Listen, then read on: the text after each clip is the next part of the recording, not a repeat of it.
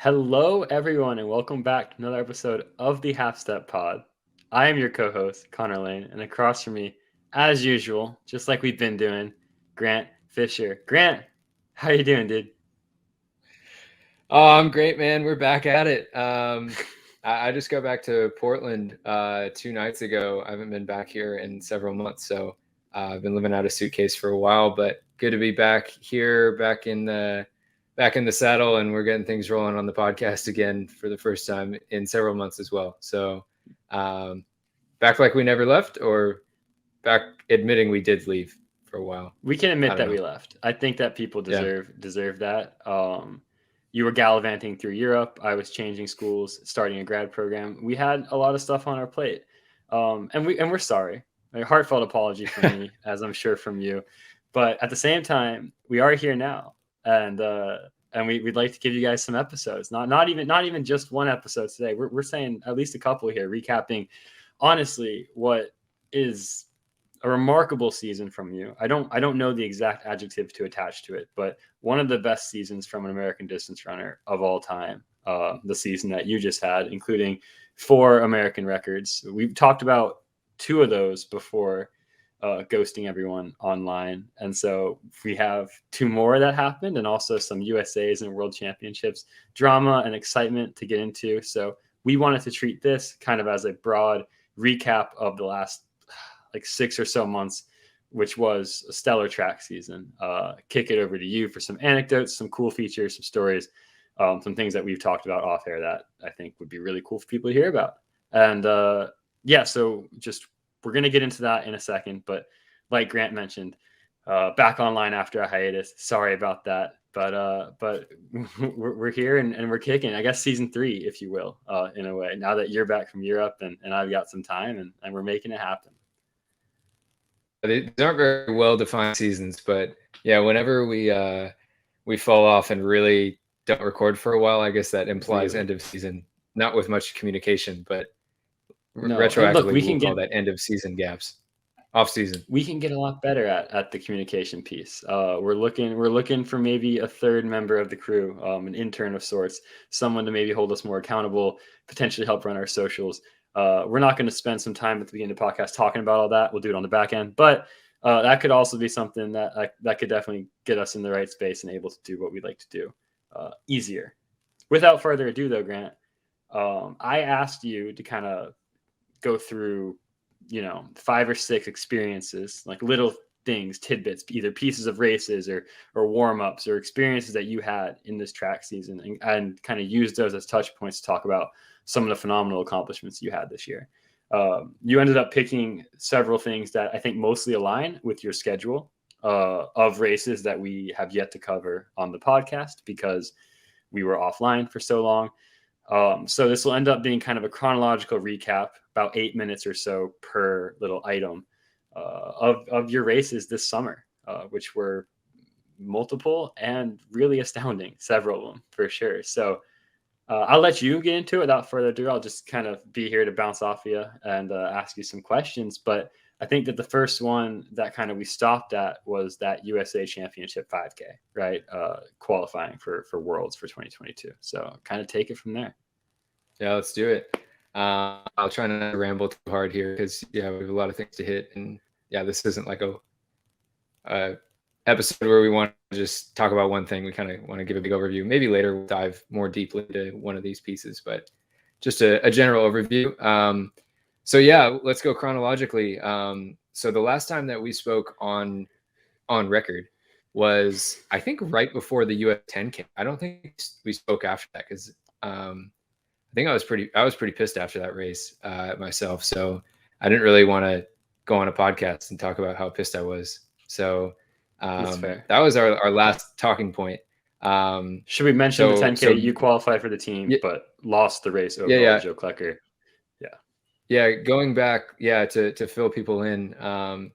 Yeah, I went into the USA 10K championship. This was the first year they were separate from actual USA's, and the race was in Eugene, and I felt like I was in really good fitness and had a chance to win.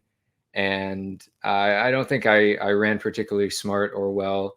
and Joe Klecker ran a fantastic race and outkicked me in the final steps and settled for second. So I was pretty annoyed with myself. I didn't feel like I played to my strengths very well, and didn't really give myself the correct shot to win the race.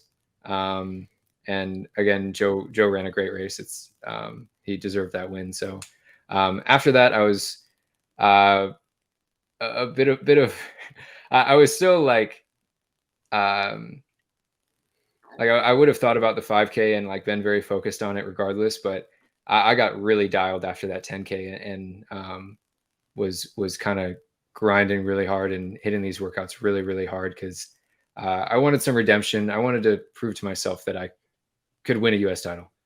And so I was speaking with Evan about kind of my frustration, Evan Jager, one of my teammates, before the race.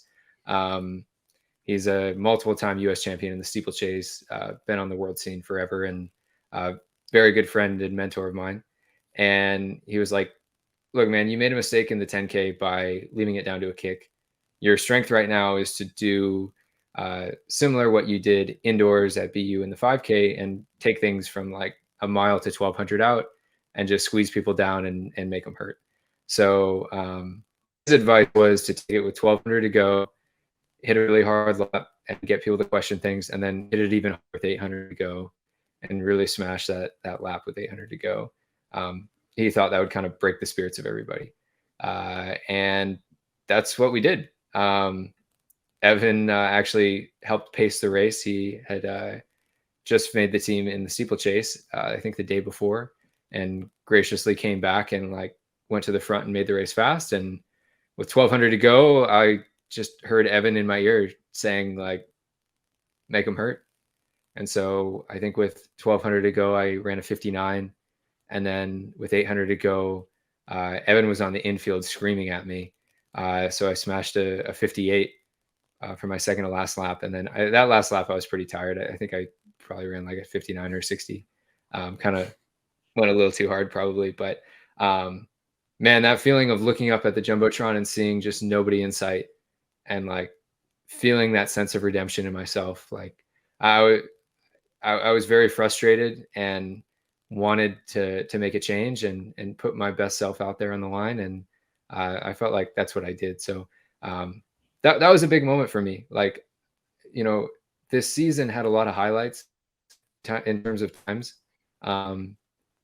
But that was a surprise to you or anyone else listening. But one of my proudest moments was that USA 5K, winning that title and doing it in a dominating fashion. Like I wanted to crush that field. And you know, anger and frustration can be a very effective motivator short term. It's not very good long term, but I was trying to harness that in the short term, and it felt good. It felt like I proved to myself that I was the runner that I thought I was. I think a lot of people would be surprised to actually realize that you hadn't won a senior U.S. title on the track before that one. I remembered just, even though I've obviously followed your career very closely, kind of being like, wait, he actually hadn't won one, just because you obviously made the team in multiple events the previous year in Tokyo. And, you know, there was a COVID year where nothing really happened. But yeah, a monkey off your back in a big way, I feel like, in that 5K. For sure. It was a ridiculous kind of squeezing of the pace as well. It's a championship style race. That was definitely a race that I think people looking around, watching you close that last 1200 and sub 3 were probably looking at worlds and maybe kind of looking at you in a different position for the medals after that progression from Tokyo last year and through the US trial. So you knock out the US 5K, and then there's about 3 weeks, a month until the World Championships back in Eugene. Yeah, what did you do really in between, and then you start with the 10K at Worlds? So yeah, in between we go back up to Park City, Utah, where we'd been training at altitude, get in a few more quality sessions. There really wasn't much time between USAs and Worlds this year, so there wasn't a ton of time to like build a ton of fitness, and there was a huge convenience factor of being in Eugene for USAs, just getting to know all the facilities, all the protocol, all that. And then having short travel altitude and short travel back. I think that was a very big advantage. So yeah, trained a bit with my teammates that had made worlds as well. Always nice to have people there with you, and not kind of feel like you're all alone all of a sudden going into championship stuff. So yeah, I got in some good training, and then yeah, the next big test was the World Championship 10K. Yeah, And well, all right, take us let's there. move on to anecdote 2, I guess. Yeah, take us there. So anecdote 2, I thought I ran the race as well as I could have. The pace was semi-fast. It was kind of back and forth. Thought I conserved good energy and ran the race smart and didn't fight too many battles, which is kind of a very common strategy in the 10K. Just it's a long way to go, so keep your cool and don't do anything stupid. And yeah, I really thought I did like 99.9% of that right. And just came into that final 100, and I think I might have spotted some guys a little too much ground, but that, I mean, I gave everything I had in that final lap, and I could just see the medals just right in front of me. I could see 1, 2, 3 going into that final 100, and was kicking with everything I had, and ended up in fourth. The wooden medal, as a lot of people say. So just out of the medals, they give you like a little metaphorical wooden medal, because it's like you're so close to getting the hardware, but you kind of get this consolation prize. So yeah, I mean, I was elated to get fourth. I mean, fourth in the world in something is like a crazy feeling, especially in a sport like running, where you genuinely feel like anyone in the world could try their hand at this. There's not many barriers to entry, and to be fourth in a planet of so many people, so many talented, disciplined people, it's a really cool feeling. And to race in the US and hear people chanting through the stadium, like doing the classic, like USA, USA, like it was fun. Always an honor to represent your country, but when you see like your goal right in front of you, like in a tangible way, and you just have like a first person view of it slipping away, it doesn't sit great. So I had mixed feelings after that one. And I really wanted to, again, I guess, redeem myself in the 5K, which was, I think, 5 days later. You were fourth in that race, just for posterity's sake, by like less than 0.2 of a second to third, and less than a full second away from the win in Cheptegei, right? You're less than 0.2 away from Kaplimo for a medal, and up until the last 30 or 40 meters of that race, it's not a given that you're not going to catch one of them and get that medal. That, and even coming 1 year off of Tokyo, where you were fifth, that 10K, a championship style 10K, felt like a big culminating piece of you being on top of what it takes to run a championship world-class 10K and actually still be there kicking with 200, 300 to go. Because even in Tokyo, I feel like the progression year to year was, in Tokyo, you were able to kind of kick off that back of that lead group and be kind of just back, but in the mix and running ridiculously well. But versus this year, it really, you were kicking with them, like on stride with them, looking for a medal as well. Did you, maybe not even in the moment, but did you appreciate that difference post race? Yeah, I did appreciate that difference. That was a big step for me. My previous time at a championship race was the Olympics the previous year, and my Olympic strategy in both the 5 and 10K was basically survive as long as you can and pick up any stragglers that blow up. Like there was no strategy of like, how do I get a medal? It was like, these guys are really good, and I need to have an excellent day, and I just need to survive these blows that they're going to give at the front. So that was my Olympic strategy. And so going into the World Championships, my confidence and my mindset was in a different place. I no longer saw a lot of those guys as like a step above me. Like I knew I could race with them. I knew they couldn't run away from me if it was a fast pace. And I wanted to be there when the kicking started to go win a medal. And that was my goal, was to go win a medal. And yeah, I mean, I'd say in Tokyo, I was safely out of medal contention, probably with a lap to go. I was kind of a great fifth place little bit, finish, but probably. yeah, dangling off the back a little bit. Like it was a pretty safe to say I was out of the medals with a lap to go. In Eugene at the World Championships, I mean, you even with 50 to go, like you said, like there were 4 of us. Actually, there were 5 of us right there. 5. And you never know what's going to happen over that final 50. Some guys might tie up, some guys might accelerate, whatever, and managed to get one person and slide on into 4th. But I wasn't out of medal contention until a couple steps to go, technically. Like, so I'm getting closer, and that was a nice like feeling of progress and stuff. But man, when you see it, like I said, right in front of you like that, and you can count just like, all right, there's gold, silver, 1. bronze, and then me. Yeah. And it's like, oh man, it can be a little deflating, even though you're like ecstatic at the prospect of 4th. It's just the convention is to only give medals to the top 3. like I guess way back, like whenever anyone determined like the medal positions, like what if they just had like a 4th medal in 4th? Like Did you find just convention. I don't know why we pick 3. But this is a fair argument to ask. I mean, this could very much change things. You get there has to be some historical reason why it's 3, but regardless, it's 3, and I wasn't in the top 3, so no medal for me. So that was some motivation going into the 5K. Had like 4 or 5 days to recover, try to get the legs back because you're pretty beat up from these races.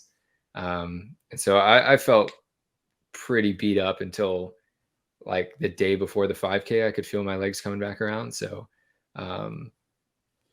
it was good that my legs came around in time. But yeah, those days leading up, you're like, man, I got to race in 2 days against the best guys in the world, and my legs feel like shit. They come around quickly, though. Again, to draw a quick contrast, though, they might have felt bad, but last year in Tokyo, lining up for your 5K, you had such a bad calf issue that you almost didn't run entirely. You're on the table 10 minutes before the event starts, versus this year, you might have felt pretty beat up, but all in all, you're in one piece. It's another year of strength under your belt, and you were still ready to go, it seemed like, going into the 5. Yeah, 100%. And I think the year of training allowed me to recover better too.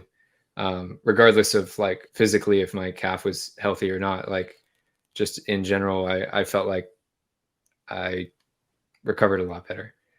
Plus, I heard there was air conditioning in the American dorms. And right, yeah. Else. So a little.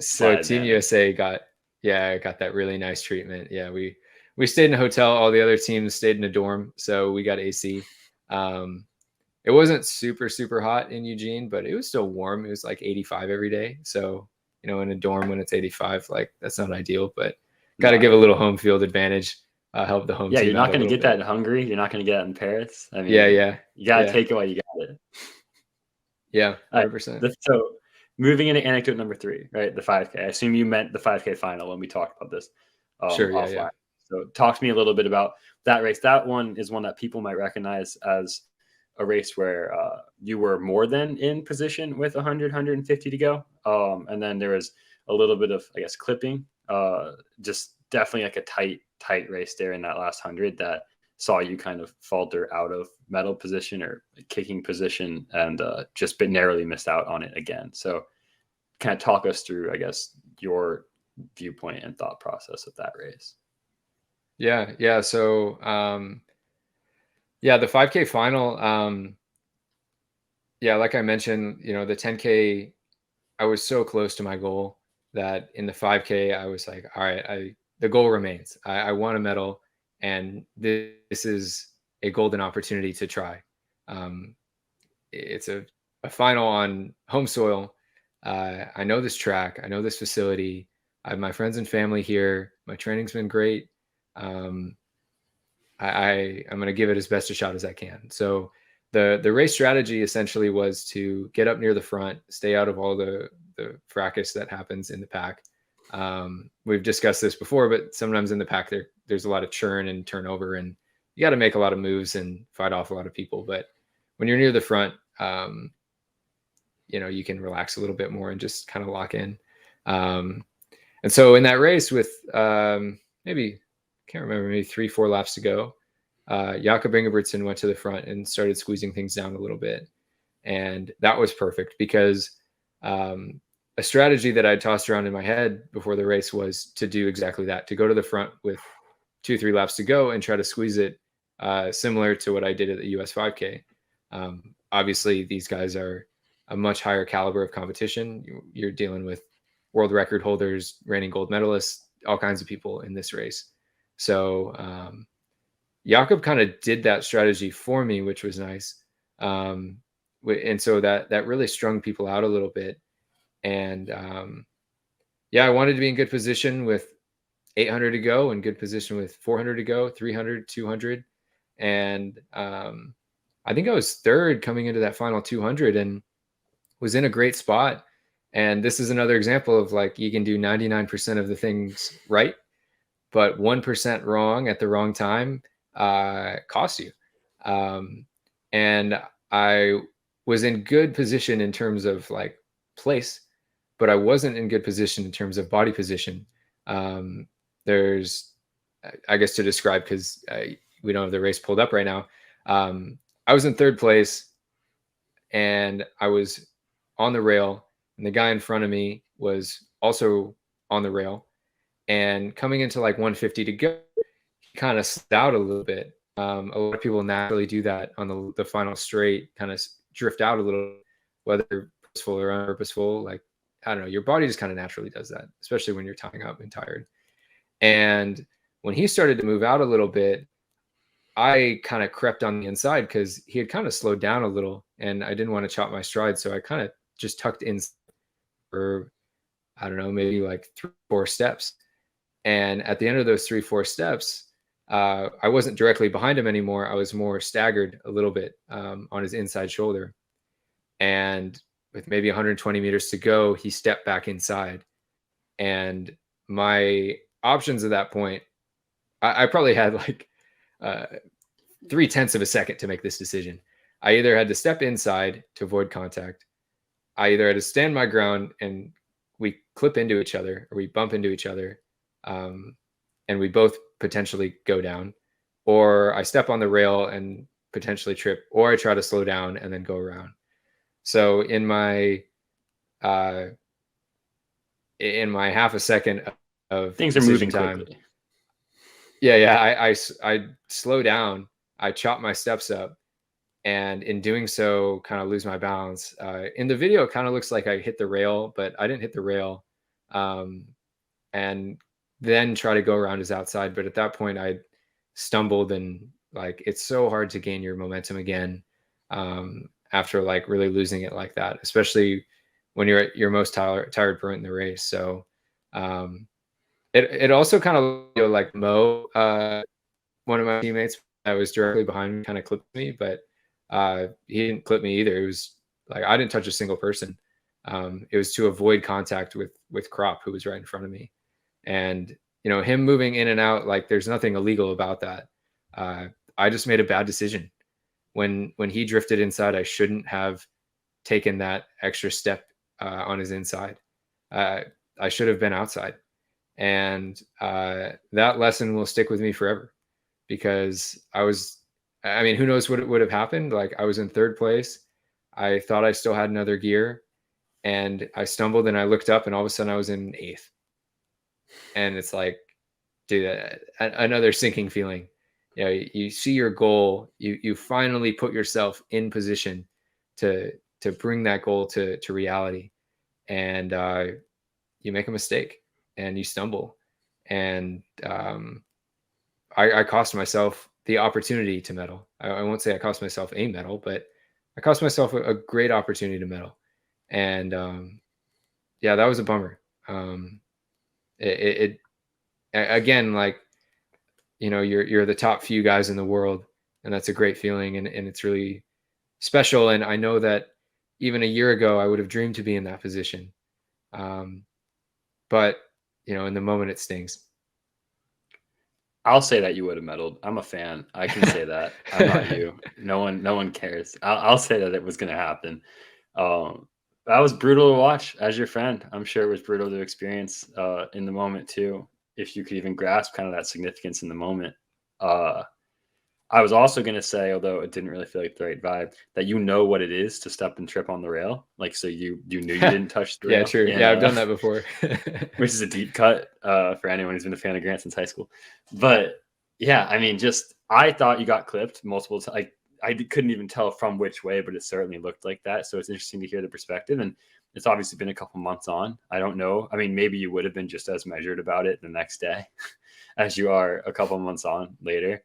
And I can also say the boring thing, which is the true thing, but often some of the truths in this sport are relatively boring, which is like, yeah, you also, when you talk about this 99% going right, can still fail, certainly.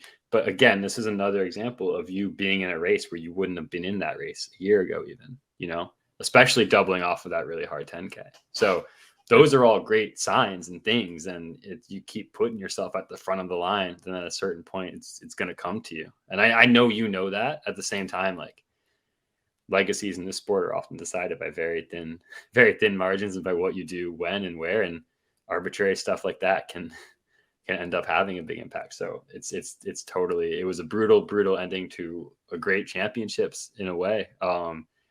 Definitely felt like you walked out of there with 1 or even like 1.5 medals and like the expected medals tally based on how the races went, and it just did not break your way. But I'm assuming that it means it's going to break your way at some point moving forward.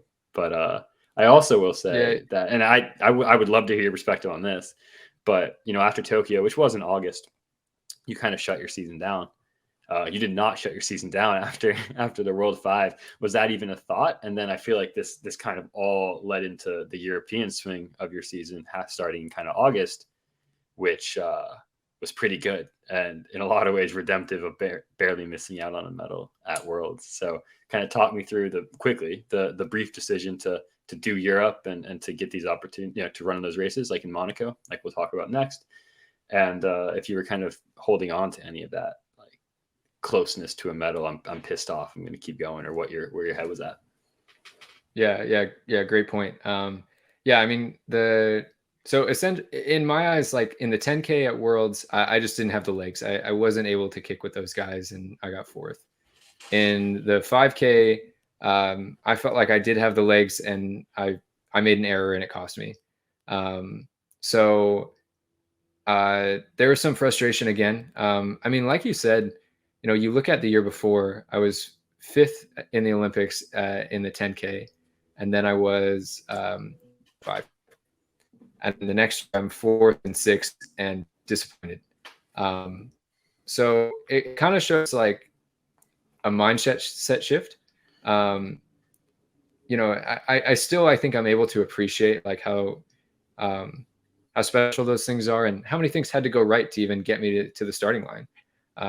This isn't like a one-man show. I have great coaches and teammates and a great PT and, a lot of people that, even my friends, they play a big factor in, keeping morale up and, talking me through things in general life. So all those things are important. And,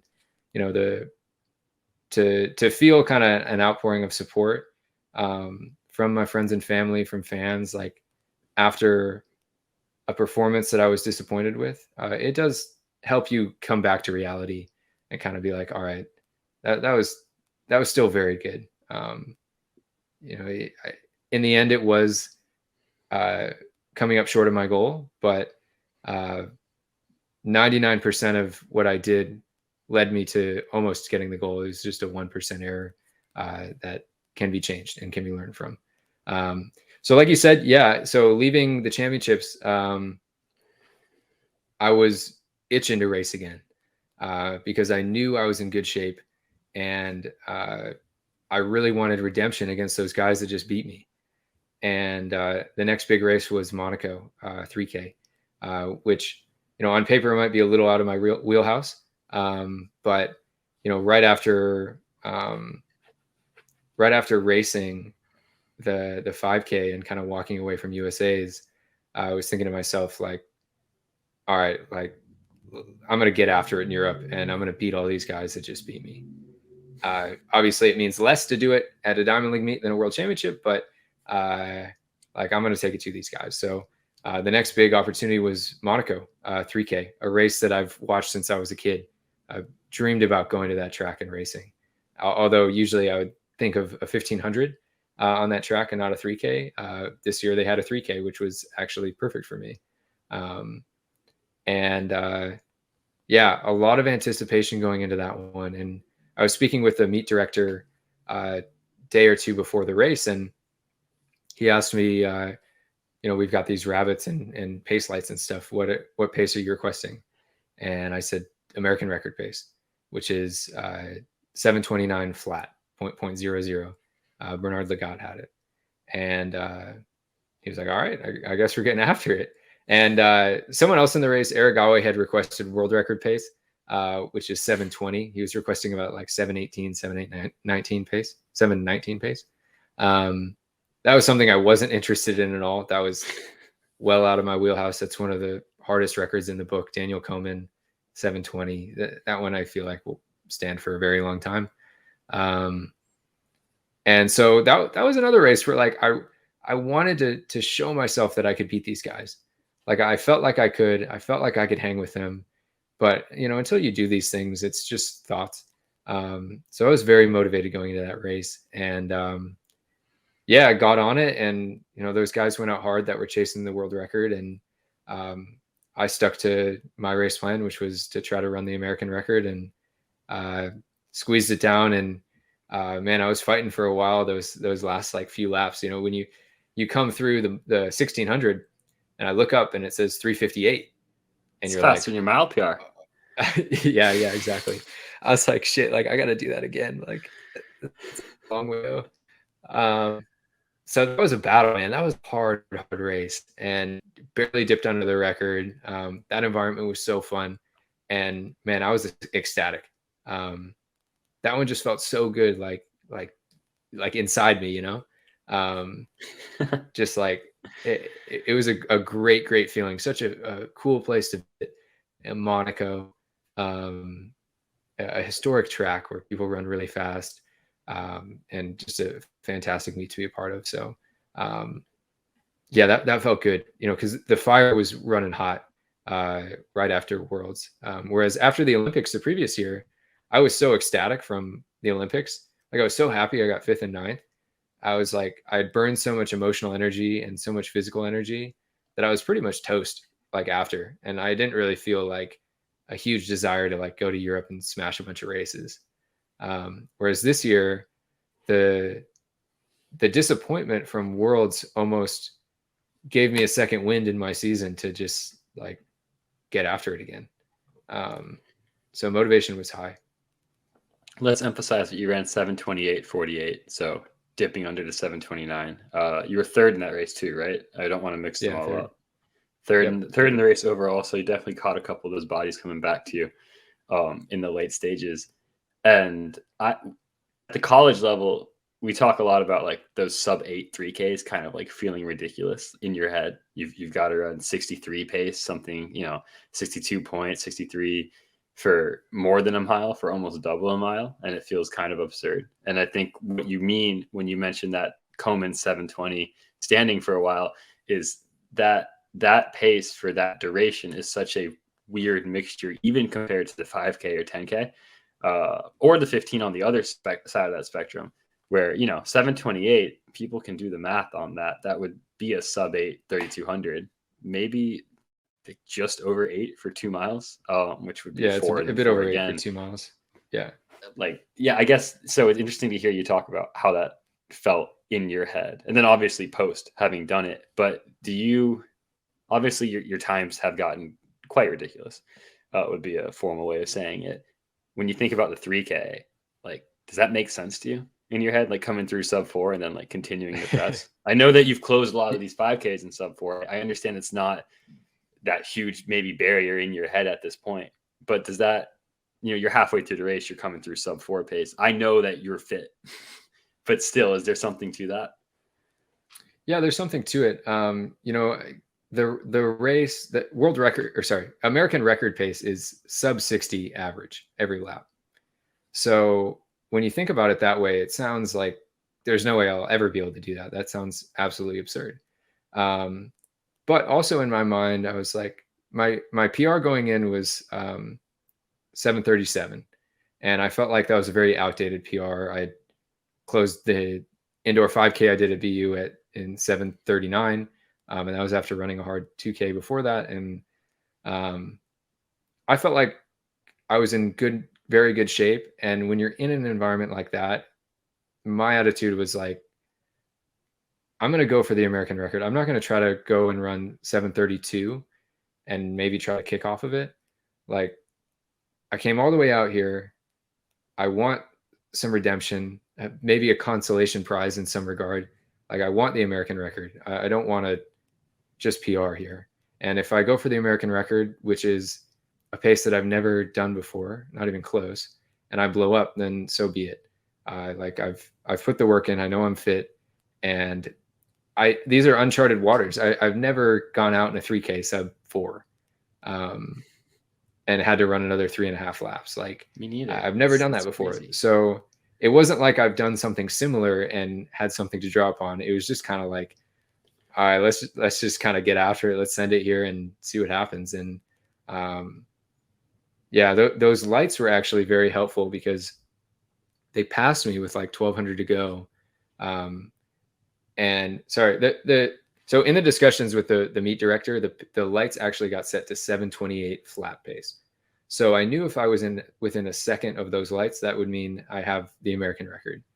And they passed me up with like 1,200 to go, and I'm very tired, essentially running by myself because the whole field has completely.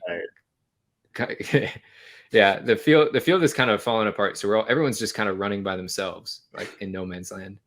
And the lights blow by me, and I see them getting further away, and like in my head, it was like, man, it's decision time. Like, what are we going to do here? Are we going to buckle down and go for this thing, or are we going to concede and probably run like 7:32?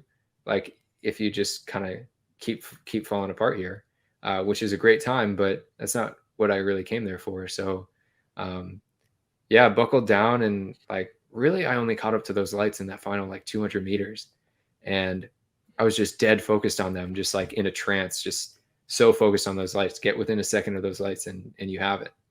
And yeah, I made it there. Couple things. Bernard Lagat didn't have the lights when he ran 7:29, so that could potentially be tossed in the equation. No, but didn't he the shoes?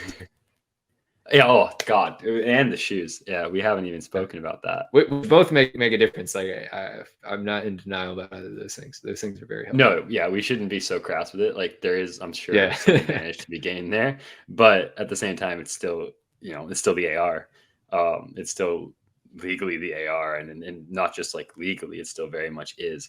My second thing is that I remember watching Elise in the 10K where she was mostly solo for that, the US number 2 mark all time, the same race that you ran the AR in the 10K this winter. And I think there's something to those lights being even splits, right? Because I feel like all of the elite runners who get in those situations and they see the lights anywhere near them at 400 to go are then able to kick in such a way where if those lights were paced the way that top runners run track races, it would be maybe a little bit more disorienting. But the fact that they're very even splits, I think, often can help in that situation too, right? Because you're kicking off at, your final gear might allow you to accelerate and catch back up to them. It's just an interesting thought. And with the lights being there, definitely help to pull you all the way through, but a sick finish. Yeah, the lights can be very helpful. They can also be very demoralizing if you see them pull away. It can be really, really sad. But, one of the things they are so useful for is a lot of times in races, like when you're 3/4 of the way through, you just kind of lag a little bit. Like, I think because you're thinking of the final lap or final push, and you're already really tired. And a lot of times, like those, like in a mile or 1,500, like the third lap kind of lags a lot. In a 5K, sometimes like with a mile to go, things kind of lag. And in this 3K, with like 1,200 to go, that's when the lights really pulled away from me. And like that lag, it's almost unnoticeable if you don't have something tangible to like base it off of. So when I started lagging and the lights kind of started pulling away from me, it was an immediate feedback of like, hey man, you're going backwards here. Like you're not keeping the pace you were. Whereas I think without those lights, I might have just lagged a little, maybe just for a little bit longer before I really realized like, hey man, like you got to buckle down. Like maybe I wouldn't have realized till I came around with 800 to go and I saw the clock and it was a little more out of reach than I would have hoped. So in a lot of ways, those lights are helpful. That's interesting. Yeah, I didn't think about it all the way through.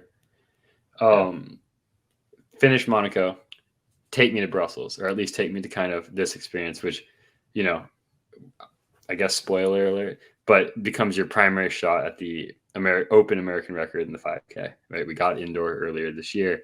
Now moving into Brussels, talking about kind of that setup and I guess your anecdote from that race in Belgium. Yeah, sure. So the Monaco 3K was August 10th, and the Brussels Diamond League 5K wasn't till September 2nd. So I had about 20 days between races. So we went to London, to West London, to Richmond, Teddington area, if anyone knows London, Twickenham.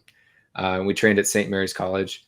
And there was a workout I did maybe 10 days out, maybe a week out.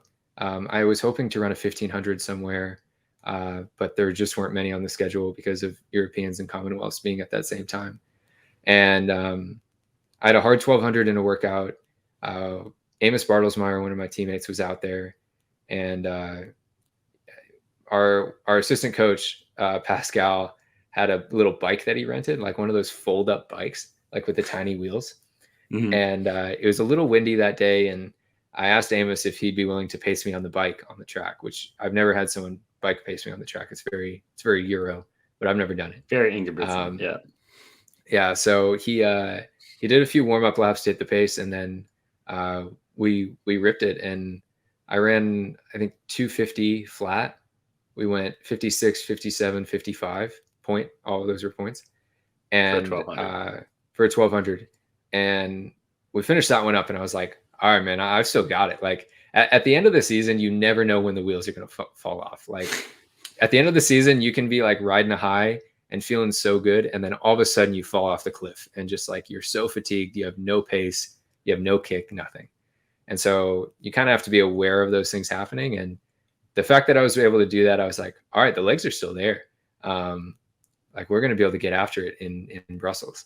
And to go back a little bit, after USA's and the World 5K, I was walking around the stadium, I think I was going off to see my parents, and I ran into Bernard Lagat. And he holds several American records, and one of them was the American 5K record. And he was like, hey man, I know you're disappointed right now. I know you wanted more, but I want you to go after my American record in the 5K. And I was like, really? You want me to go after your record? And he's like, you have the legs. I can see that you're fit. You have, a long season ahead. Like this isn't the end of your season. You can go after that record and you can break it. And I want you to do it. Like, will you do that for me? And I was like, wow. Yes, sir. I guess I will. And he's like, I don't want you to try. I want you to do it. And I was like, I guess you have my word. And so going into the Brussels 5K, the American record that Bernard had was 12:53. And the race was being paced to approximately that. So I knew if I got up on these guys, a lot of guys that I'm now very familiar with, and got after it, that record would probably come. If I'm able to race these guys and be there at the end of the race and try to win, then that record will come. And that pace got squeezed very hard. We averaged just 61 point every single lap, which, going into the race, you don't want to think about it that way because it sounds unsustainable when you think about it that way. But the environment was incredible. They had like a 10-man drum squad on the final curve. And so the stadium was so loud. It was the best crowd I've ever been in front of. And every lap you'd come around, you just hear these guys wailing away on the drums, just like boom, boom, boom. And like, you know, your heart is like pounding in your ears. You hear these drums, people are screaming. I think there were 50,000 fans there. And dude, it just drives you on. It feels like you're in the Coliseum or something. And guys kept falling off in that race one by one, and on myself just one-on-one with Jacob Kropp at the end. And he squeezed me down at the end. I didn't have the final gear at the end, but got the American record, held up my promise to Bernard. And so it was cool. After the race, there was a cool video of Bernard watching the meet and like cheering me on and like celebrating when I broke his record. So that was a cool kind of full circle moment. Bernard Legat, one of the most decorated distance runners over the past several decades. And, he's coaching now at Arizona, but, cheering on a new wave of distance runners. It was a cool feeling. Dang. Good guy, Bernard Legat, 100%. That is so cool. Making you promise that you got to go do it. We didn't say the number, so we should say the number. What was the old record? The old record was 12:53.7, I think. And what did you run? 12:46 high. 0.996. Yeah. 0.96. Yeah. Barely got under 47. Yeah. Barely got under 47. We're talking about 6 seconds. Just absolutely. Yeah. Yeah. That one, I don't even know about. Like the margin of separation there that you put on the record is also just impressive. The size and scope of it. I mean, that atmosphere seemed electric. Watching that video, watching guys fall off. I encourage people to look. There's like a 6-minute YouTube clip of it from NBC Sports from when it happened about a month ago, where you all can look through and kind of watch the degradation of that field in that second half and see Grant kind of, you also kicked, never really coming up on Kropp, but also at the same time, like squeezing it down with him until that last probably like 100, 200 meters. It was very, very cool. And just hearing you talk about like your mentality towards some of the elite African guys who absolutely like ripped you apart even in Tokyo, as near as Tokyo, but then looking at Eugene and your attitude towards trying to get them, and then also coming over to Europe and racing them consistently and beating many of them in these races. And we'll talk about Zurich in a second, like another kind of signal of your mentality shift, it seems like, going into this this past season and hopefully keeping it up moving forward. Did you stop to think for a second about how good these guys are that you're competing with, and the guys who fall off the pace with 800 to go, who are also, I mean, you're all world-class runners, but medalists, that kind of thing? Yeah, 100%. I mean, it crosses your mind, but you can't dwell on it too much. Obviously, these guys are world-class. A lot of them have accomplished a lot more than me. But at the end of the day, they're elite runners, and I really believe now that I am too. And so when you line up next to them, you have to give respect. Respect your competitors, respect what they can do, respect their strengths, and kind of know what they might do in the race. And you have to take all of their moves seriously. But at the same time, you don't want to give them too much space out of, I guess, fear. Like when Barrega makes a move, he's a gold medalist. You have to respect it and go with it, but you don't want to be like, all right, that's Barrega, I'm gonna he's gonna do something that I can't do. So I genuinely have a mentality now of like, there's no fear of those guys, and I think I've earned their respect and they have my respect too. But at the end of the day, we're trying to beat each other, and I wanted to beat everybody I could in that little Euro tour I had, because you want to practice doing the things that you want to do at the highest level. And so in Monaco, I was top 3. Again, medals go to the top 3. So good practice of being top 3. In Brussels, I was top 3 again.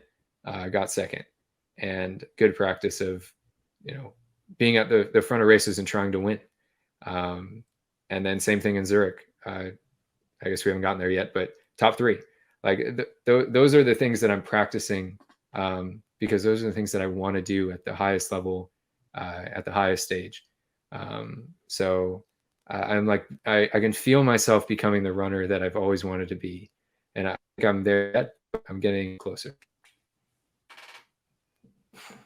That's dope. I don't have much else to add to that except that you had a beautiful segue into Zurich, and then we kind of out, but now we can circle around back to it when we talk about top three. Also, I should say about Zurich is that I thought it was on a different day than it was, so almost missed it, and then also thought it was on a normal track, which it wasn't. So I'm going to. You have an anecdote from this, like I asked. But I'm going to need a little bit of backstory for people who maybe didn't watch that one on where you guys are running and what was going on.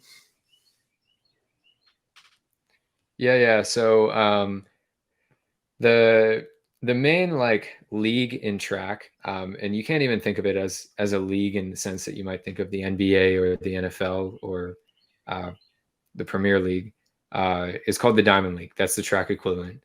And it's a set of, I think, 12 or so meets throughout the calendar year.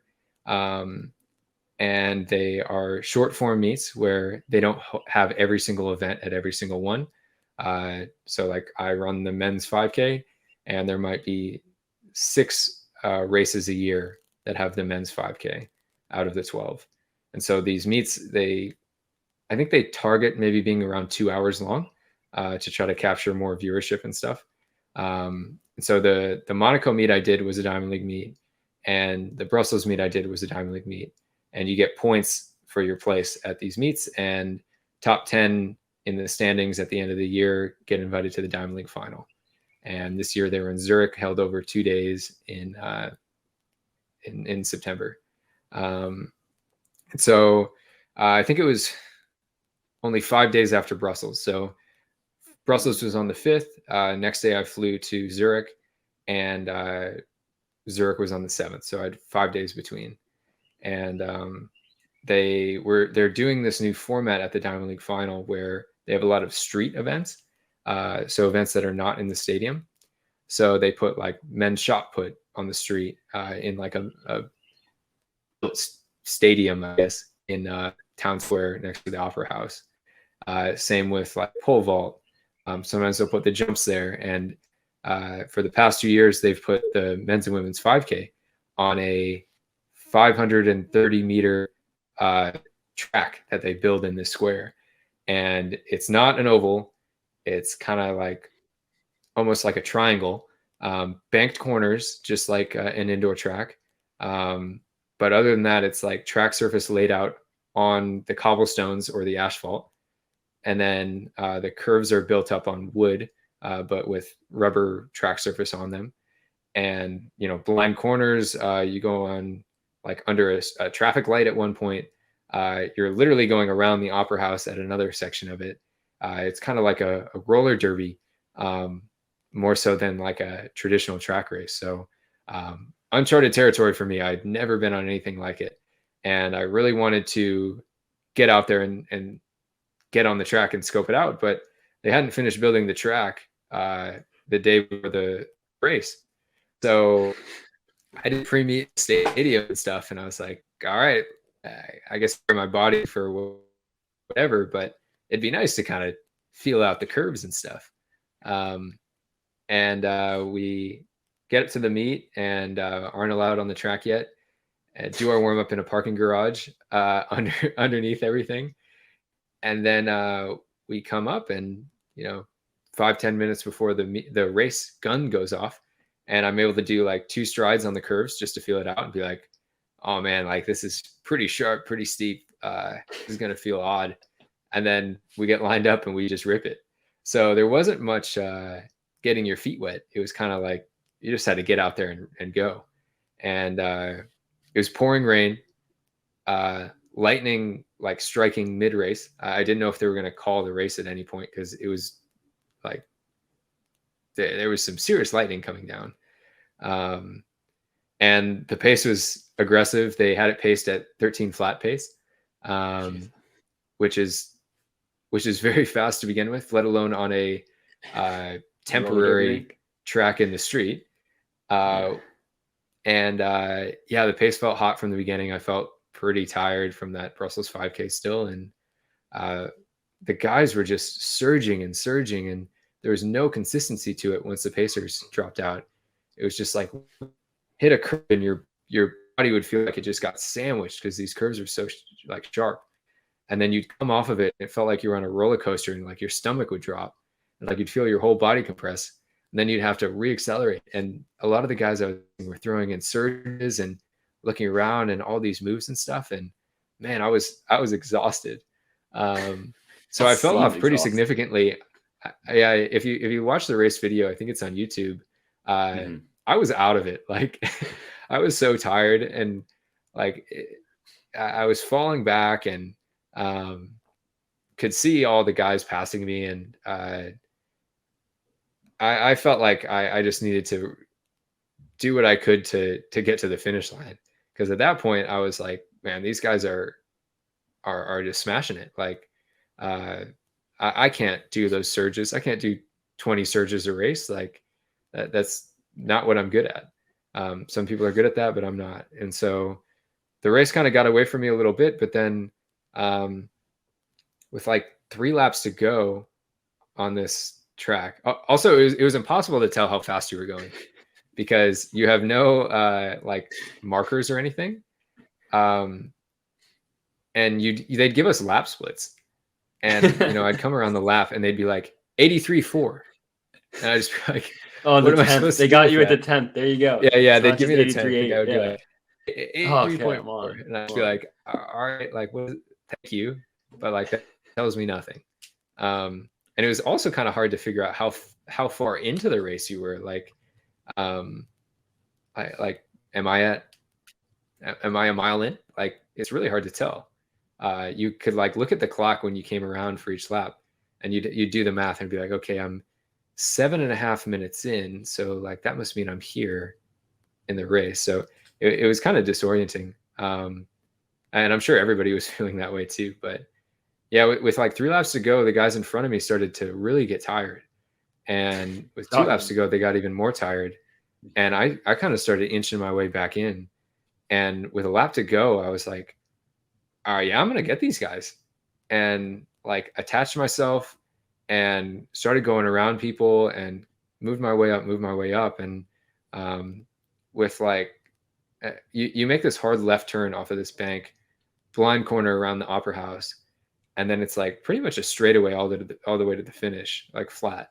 And I started going around guys, and I was like, all right, I know these guys, and I know I can kick with them, and I just need to pop outside and kind of send it up as far as I can. And yeah, I did that, and muscled my way to a third, which if you took a snapshot of the race with like 3 laps to go, you'd be like, oh yeah, this guy's for sure getting last. Like, like I went back and watched the race, and I just like looked so tired, which I was. I just like, yeah, those surges, the strangeness of the race just caught up to everybody.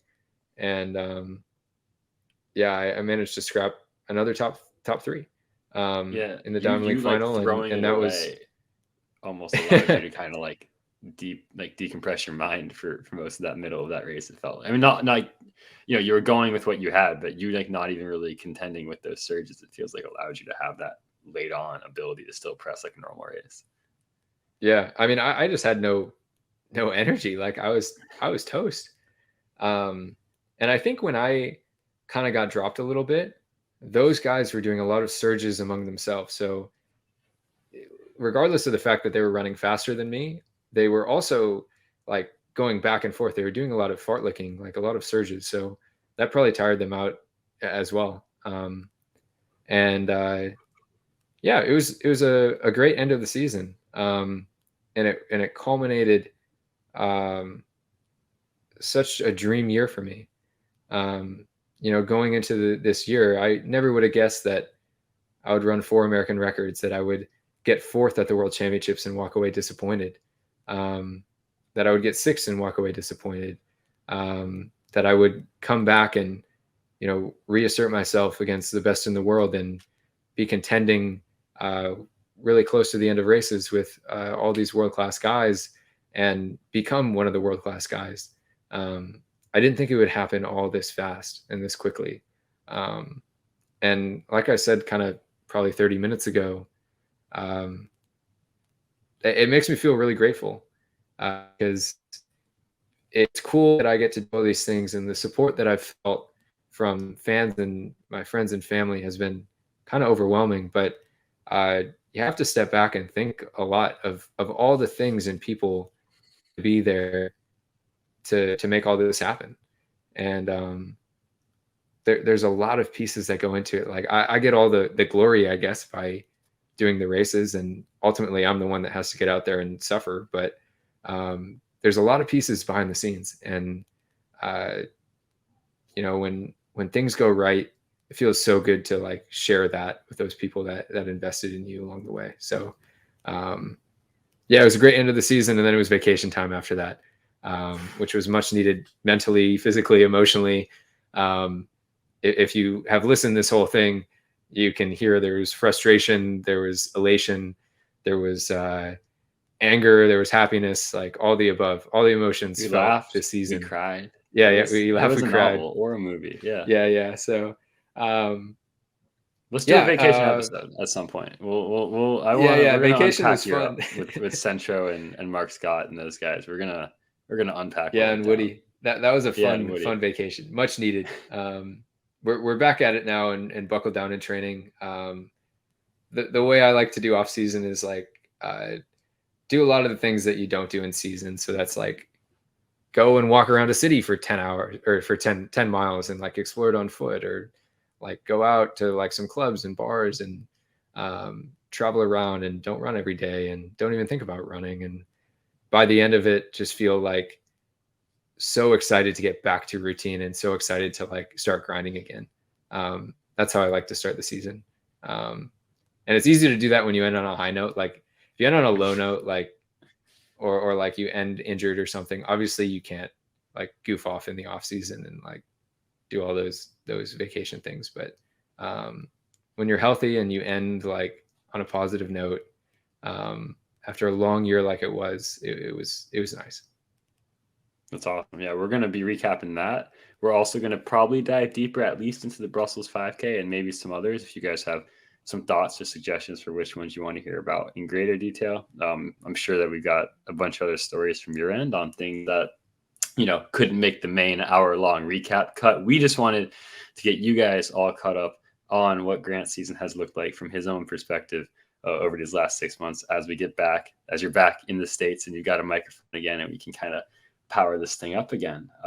So yeah, not much else to add, Grant. I don't know if you've got any closing thoughts besides the gratitude you just expressed, which I think is awesome. I've had like people come up to me. Like I think I'm more primarily known as a co-host of this podcast than anything else at this point.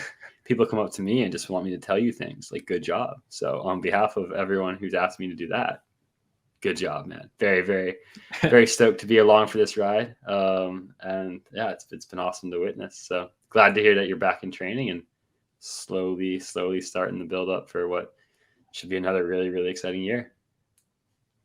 Yeah. Thanks, man. Yeah, a big year again ahead. So they all are, as it is every year. But yeah. So yeah, I'm excited, man. I'm excited to really hit it this fall and get back into racing next calendar year. I don't think I'll race for the remainder of this calendar year. I'll probably start things up in 2023 proper. But yeah, lots of doing a lot of the same training that allowed me a great year this past year, and you know, maybe stuff a little bit harder training just to maybe put me over the edge to get some medals and have another great year. So I'm excited, man. It's going to be a fun 2023. 2022 was great season wise. I guess 2022 is still going, but the 2022 season was you know, it was fun. A movie, as people would say. One to remember. But, yeah, it doesn't get much better than that, man. Yeah.